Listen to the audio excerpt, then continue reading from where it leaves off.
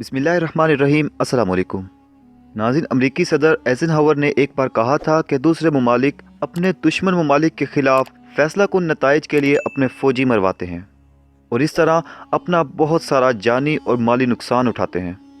लेकिन हमारी CIA महज चंद मिलियन डॉलर्स खर्च करके उससे कई गुना ज़्यादा शानदार नतीजा हासिल कर लेती है और दुश्मन मुल्क मुकम्मल तौर पर अमरीकी मुफाद के सामने झुकने पर मजबूर हो जाता है। और नाज़रीन, इस वक्त पाकिस्तान में क्या कुछ हो रहा है। रातों को अदालतें लग रही हैं, लोग अपनी वफादारियां सरेआम बेच रहे हैं और आम आवाम को समझ नहीं आ रही है कि वो क्या करें और क्या ना करें। लेकिन सवाल ये है कि क्या इसके पीछे वाकई अमरीकी साजिश है या सिर्फ एक सियासी प्रोपेगेंडा है। आज हम तारीख पर नज़र दौड़ाएंगे और आपको बताएंगे कि अमेरिका ने कब, कहां और कैसे मुदाखलत करके दुश्मन की हुकूमतों के तख्ते उलट दिए और यहाँ तक कि अपने दोस्तों को इस्तेमाल करने के बाद डिस्पोज कर दिया। उम्मीद है आज की वीडियो के बाद आप पाकिस्तान में पैदा हुए इन हालात की एक दुरुस्त सिमत का तयन कर सकोगे। नाज़रीन, मैं हूँ फवाद हसन और आप देख रहे हैं आपका अपना यूट्यूब चैनल इल्मी टीवी। नाज़रीन, अगर तारीख पर नज़र दौड़ाई जाए तो अमेरिका दूसरे ममालिक पर तकरीबन 100 के करीब बार रजीम चेंज ऑपरेशन कर चुका है। अब इनमें कुछ ऑपरेशन खुफिया भी थे और कुछ ऑपरेशन ऐसे भी थे जिनमें बाज़ाब्ता ऐलान किया गया। कुछ में फ़ौजी बगावतें करवाई गईं, कुछ में अवामी इंतखाबात के ज़रिए अपने मनपसंद दोस्तों को इक़्तिदार तक पहुंचाया गया और कुछ ऑपरेशन में नेटो अफवाज के ज़रिए एक इत्तेहाद बनाकर दूसरे गरीब ममालिक के कुदरती वसाइल पर कब्ज़ा करने की कोशिश की गई। आज हम अमेरिका की सियाह दास्तान के बारे में आपको बताएंगे, क्योंकि नाज़रीन, अमेरिका की इन दास्तानों के बारे में किसी एक वीडियो में बताना बहुत मुश्किल है। इसलिए हम आपको इनमें से चंद बड़ी मिसालों के बारे में आज की वीडियो में बताएंगे। नाज़रीन, फ़लस्तीन में दो बड़ी जमातें अवाम को लीड करती हैं, हमास और अल फतह। अमेरिका के शुरू ही से हमास से ताल्लुकात ख़राब रहे हैं, क्योंकि अल फतह अमेरिका के साथ डीलिंग करने को बेहतर फ़ैसला समझती है, लेकिन हमास अमेरिका के मुफाद के सामने झुकने से इनकार करती रही। हमास ने शुरू ही से अमेरिका और इसराइल के नाक में दम कर रखा है। ये फ़लस्तीन में वाहिद मुस्लिम जमात है जो वहाँ मुसलमानों की हिफाजत करती है। अब जब 2006 के आम इंतखाबात का वक्त आया, ऐन वक्त में अमेरिका ने हमास को दहशतगर्द पार्टी डिक्लेयर कर दिया। इसके पीछे मकसद सिर्फ ये था कि ये इंतखाबात में जीत न सकें। फ़लस्तीन के लोग अपने आप को ऑप्शन लेस समझें, क्योंकि अगर लोग हमास को वोट देते हैं तो फिर याद रखें कि ये एक दहशतगर्द पार्टी को वोट दे रहे हैं और एक दहशतगर्द पार्टी के साथ दुनिया में कोई डील नहीं करता, कोई उस मुल्क के साथ ट्रेड नहीं करता। और बल्कि अमेरिका ने इलेक्शन से पहले अल फतह की पॉजिटिव कैंपेन भी की और इस पार्टी के सदर को $8.5 करोड़ की इमदाद भी दी।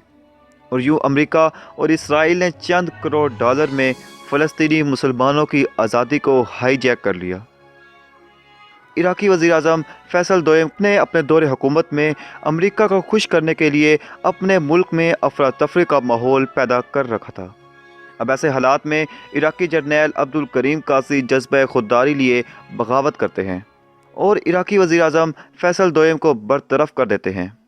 लेकिन नाज़रीन, हमेशा की तरह इन्हें भी अमेरिका की तरफ से एक ख़त मिलता है जिसमें साफ साफ लिखा होता है कि वो अमेरिका के मुफाद के लिए काम करें। यानी उन्हें भी मजबूर किया जाता है कि ये भी माजी के हुक्मरानों की तरह अमेरिका के सामने घुटने टेक लें और अमेरिका के मुफाद के सामने खामोश हो जाएं। क्योंकि नाज़रीन, अब्दुल करीम कासिम आए ही जज्बे खुददारी के तहत थे, तो इन्हें ये बात बिल्कुल भी अच्छी न लगी। इन्होंने वो ख़त उठाया और इराकी अवाम के सामने रख कर कहा, याद रखो हम आज़ाद कौम हैं और आज़ाद कौम की परवाज़ लामहदूद होती है, लिहाजा अमेरिका अपने काम से काम रखे और इराक़ के मामलात में दखल अंदाजी न करे। नाज़रीन, अब्दुल करीम ने सियासत में वही रोल प्ले किया जो आज इमरान खान रोल प्ले कर रहे हैं, लेकिन अब्दुल करीम कासिम अमेरिका को नाखुश करके ज़्यादा देर न चल सके और इराकी सियासत में हलचल मच गई।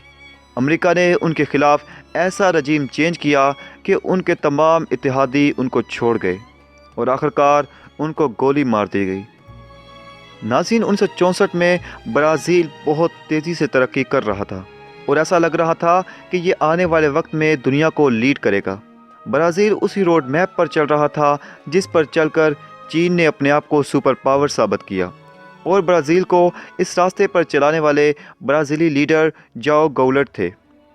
امریکہ کو برازیل کی یہ ترقی ایک آنکھ بھی نہیں بھا رہی تھی، اس لیے امریکہ نے برازیلی لیڈر جاؤ کی پالیسیوں سے اختلاف کیا تو اس پر بھی برازیلی لیڈر نے امریکہ کو منہ توڑ جواب دیا اور کہا کہ آزاد قوم کو پورا حق ہے کہ وہ آزادی کی پرواز میں لامحدود سفر کریں، اور کہا کہ برازیل کی آزاد خارجہ پالیسی ہے۔ برازیل کسی بھی قسم کے دباؤ اور پریشر سے بالاتاق ہو کر اپنے ملک کے مستقبل کے فیصلے کرے گا۔ امریکہ کو تو پہلے ہی برازیل کی ترقی ایک آنکھ نہیں بھا رہی تھی، اور اوپر سے برازیلی لیڈر کا یہ بیان جلتی پر تیل کے برابر تھا۔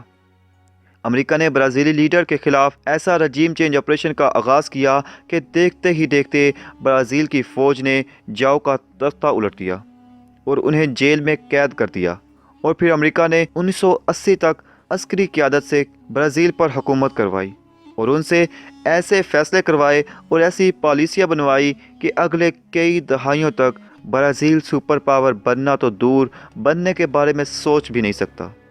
ناظرین، 1981 میں نکارگوا میں امریکہ کی مخالفت کے باوجود ایک پارٹی سندیستہ انتخابات جیت گئی، لیکن جب امریکہ نے انہیں امریکہ کے مفاد کے لیے کام کرنے کو کہا تو اس پارٹی نے بھی عمران خان کی طرح امریکہ کی غلامی کو تسلیم کرنے سے انکار کر دیا اور کہا کہ ہم آزاد قوم ہیں، ہم صرف اپنے ملک کے مفاد کے لیے کام کریں گے۔ تو امریکہ نے اس ملک کے خلاف بھی رجیم چینج آپریشن کا آغاز کیا۔ پہلے تو امریکہ نے عسکری قیادت کو خریدنے کی کوشش کی، لیکن جب امریکہ کو یہاں سے ناکامی کا سامنا کرنا پڑا تو امریکہ نے اس ملک کی ساری اپوزیشن کو خرید لیا اور آخرکار اس ملک میں بھی تحریک عدم اعتماد جمع کروا دی گئی اور تحریک عدم اعتماد کے ذریعے اس حکومت کا تختہ الٹ دیا گیا، اور نئے آنے والی حکومت نے عدلیہ کی مدد سے اس پارٹی کے خلاف سنگین نوعیت کے مقدمات چلائے اور آخرکار اس پارٹی کا وجود سرے سے ہی ختم کر دیا۔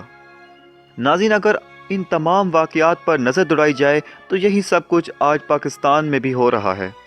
ہمیشہ کی طرح اس بار بھی خط کے ذریعے ایک ملک کے وزیر اعظم کو دھمکی دی جاتی ہے کہ وہ امریکہ کے مفاد کے لیے کام کرے، ورنہ انہیں سنگین نتائج کا سامنا کرنا پڑے گا۔ اور جب وہ وزیر اعظم امریکہ کے مفاد کے لیے کام کرنے سے انکار کرتا ہے تو اس کے بعد اس وزیر اعظم کے ساتھ کیا ہوتا ہے یہ سب نے دیکھا کہ کچھ ہی عرصہ بعد دھمکی درست ثابت ہوئی۔ تمام اتحادی عمران خان کو چھوڑ دیتے ہیں سوائے ایک آدھ پارٹی کے۔ حالات ایک دم ایسے بدل گئے کہ عمران خان کے اپنے ساتھی بھی انہیں چھوڑ جاتے ہیں۔ سوال یہ ہے کہ کیا عمران خان ایک دم اتنے برے ہو گئے تھے کہ سب نے ان کو چھوڑنے کا فیصلہ کر لیا، یا اس کے پیچھے وجہ کوئی اور تھی؟ وجہ جو بھی تھی وہ سب کے سامنے ہے، اور اس کے بعد ملک کے کیا حالات ہوئے، ملک کے ساتھ کیا ہوا، وہ سب بھی آپ کے سامنے ہے۔ ملک آج ڈیفالٹ ہونے کے دہانے پر کھڑا ہے۔ آج پاکستان میں مہنگائی عروج پر پہنچ گئی ہے، اور اس کی وجہ صرف امریکہ کے حکم کی تکمیل نہ کرنا تھی۔ امریکہ نے دوسرے ممالک میں انتشار پھیلانے کے لیے پاکستان سے ہوائی اڈے مانگے تو تب پاکستان نے امریکہ کو صاف انکار کر دیا۔ تو تب امریکہ نے عمران خان کے خلاف ایسا رجیم چینج آپریشن کا آغاز کیا۔ لوگوں نے دیکھا وہ پارٹیاں جو کل تک ایک دوسرے کو گالیاں دے رہی تھیں، ایک دوسرے کو برا بھلا کہہ رہی تھی، وہ آج ایک دوسرے کی تعریفیں کر رہی ہیں۔ وہ پارٹیاں آج ایک دوسرے کی اتحادی بن گئیں۔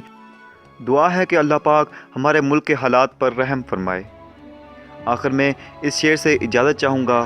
میرے ہاتھ میں قلم ہے، میرے ذہن میں اجالا، مجھے کیا مٹا سکے گا تو ظلمتوں کا پالا، میں طلوع ہو رہا ہوں تو غروب ہونے والا۔ اللہ حافظ۔